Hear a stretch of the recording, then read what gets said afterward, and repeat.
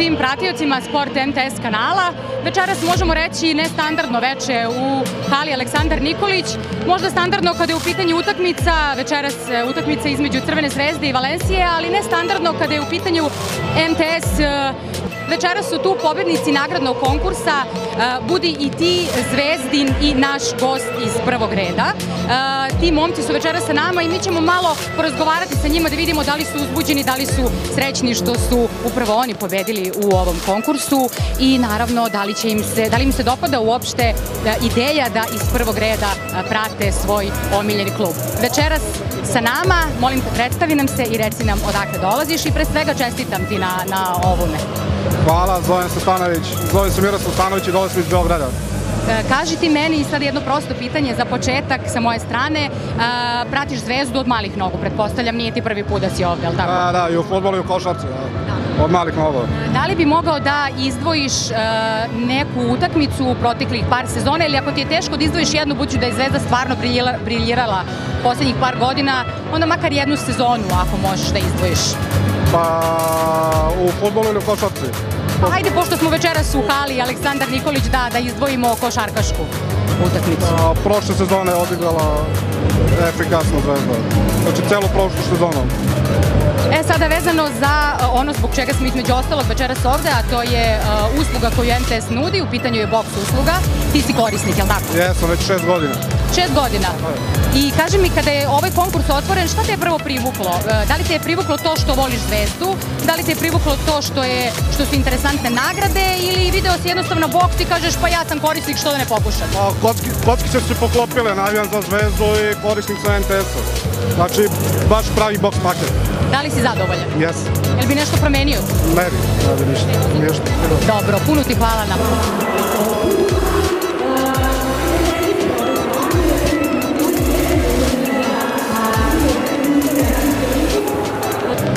Sa nama je i još jedan pobednik ovog konkursa i mlađi član porodice, je li tako? Molim te, predstavi nam se i reci ko je večeras s tobom ovdje. Danilo Ivanković, sin Ognjen. Ajde da nam se i ti predstaviš sam. Čula sam malo pre, lepo si mi onako razgovetno rekao svoje ime. Kaži mi i reci mi za koga navijaš? Za Zvezdu. A kako se zoveš? Ognjen. Mnogo si sladak, Ognjen.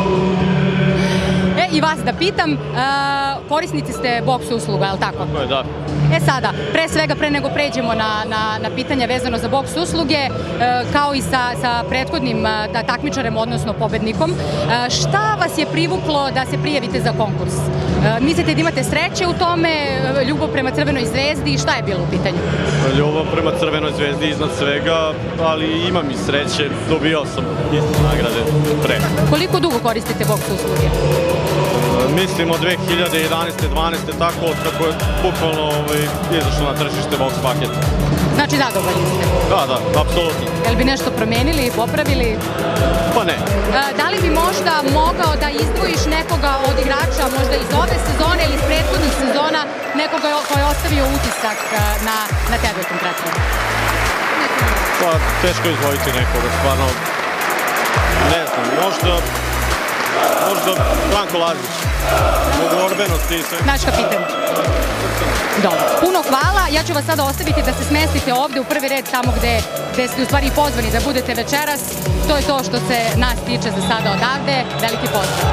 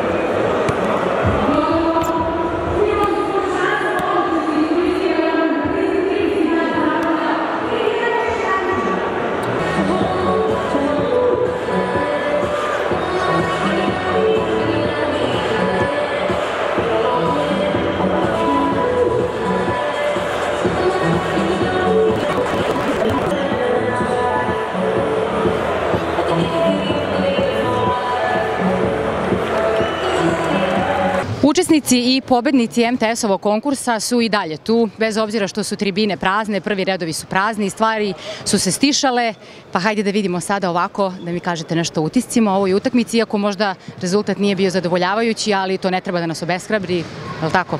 Tako je, rezultat nije bitan, bitan je da su momci pokazali srce na terenu, čestitam im, pokazali su maksimum i to je to. Kaže mi, jel ti nije žao što si se prijavio za ovaj konkurs? Nije. I nekom sledećom prilikom vidimo, je li tako? Svaki put. Puno ti hvala. Isto pitanje, utisci sa večerašnjeg meča? Utisci su pomešani. Ostaje žal što nismo pobedili. Nadam se da će danas, to jest večeras, Limoš pobediti Unikahu, pa da opet zadržimo nekakve šanse da prođemo dalje. Mene sad interesuje kako izgleda gledati Crvenu zvezdu sa ove fotelje ovde, baš pored terena. Mnogo bolje nego sa tribina.